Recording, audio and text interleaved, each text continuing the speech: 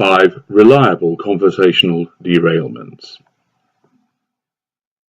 We don't do conversations.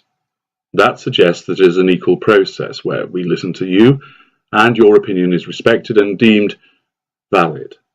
During seduction, our conversations are both information gathering exercises and monologues, which are there to showcase our brilliance.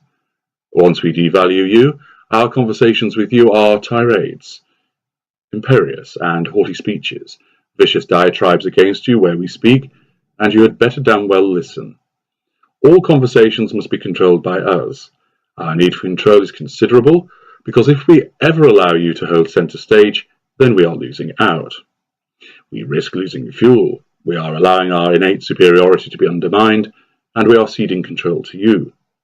This is why we must never allow you to think or even achieve some kind of dominance, even if slight, during a conversation over us. The conversation is a mechanism for our use, not yours.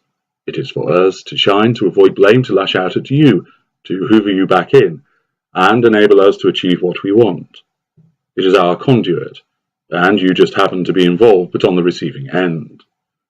Achieving such domination and control of the conversational arena is absolutely necessary, and to maintain such a position, we engage in numerous manipulations. There are many which are deployed, and here are 5 of the most popular ways we will derail a conversation for the purposes of maintaining or seizing control. 1. Blame shift. If you are trying to accuse us of something or pin the blame on us in the course of a conversation, this is against our rules. We will not allow this to happen. We are unaccountable, and especially so to somebody like you. If you can hold us to account through a conversation, then this reduces our superiority and allows you control. In order to prevent you from achieving this, we will engage in a blame shift. Whatever you are accusing us of will be your fault.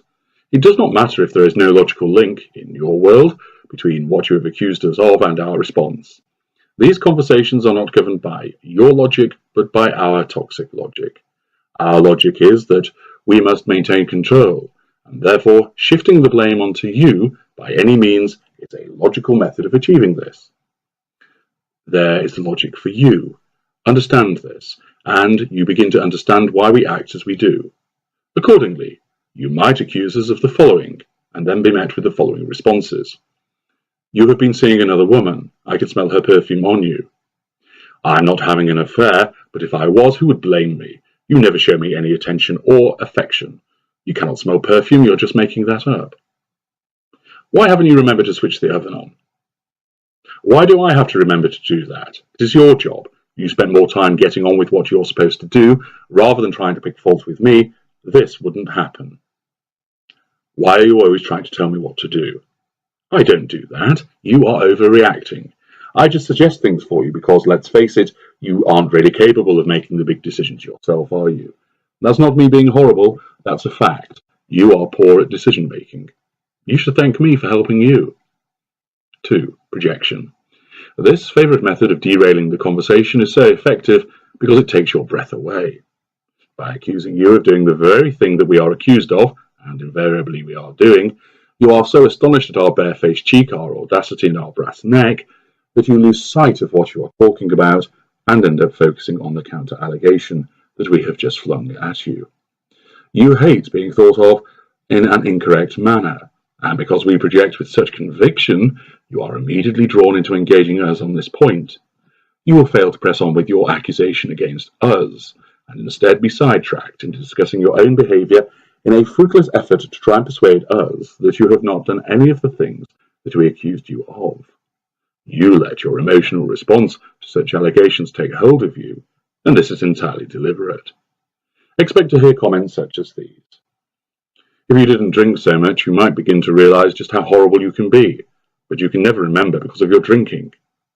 You always take the last can of soda without replacing it. It is so selfish. Me flirt. Have you seen the way you go on around Harry? Only last week you were all over him like a rash. It just wasn't me that saw it and commented on it either. You never turn up on time. I find it disrespectful. You spend too much time thinking about your work and not enough concentrating on our children. 3. Interruption. You will not be able to finish what you are saying because of our repeated tendency and need to interrupt you. We do not consider anything that you have to say having any value. You are inferior to us. Therefore, anything which comes out of your mouth must be inferior as well.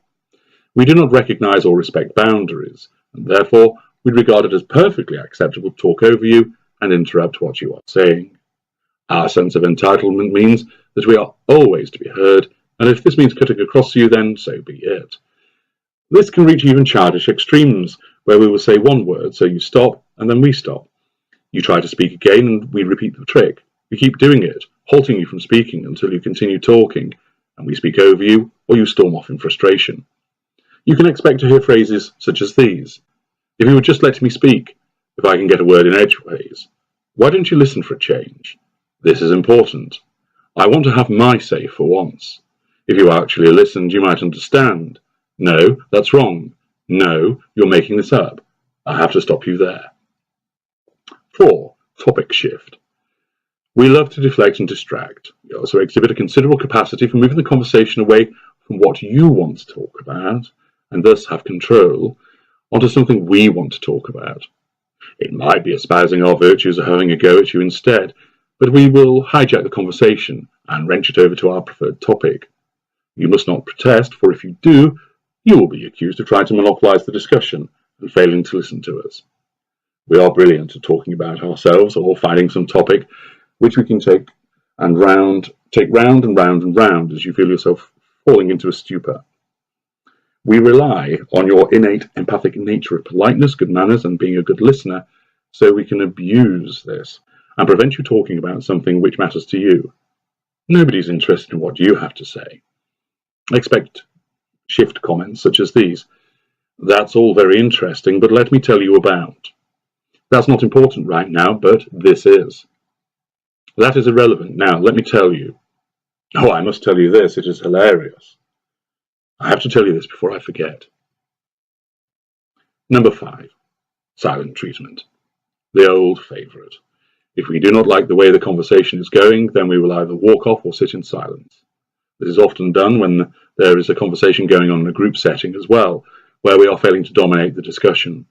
We want to bring it back to us, and therefore by sitting silent and sulking, we hope to engender some sympathetic reaction that causes someone to comment on our silence or invite us to speak. When done in a one-on-one situation, this is designed to ignore what you have to say, treat it as unimportant, and make you feel uncomfortable.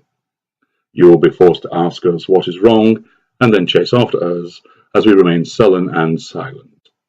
Your comments are forgotten as the spotlight returns to us once more, and the conversation has been successfully derailed.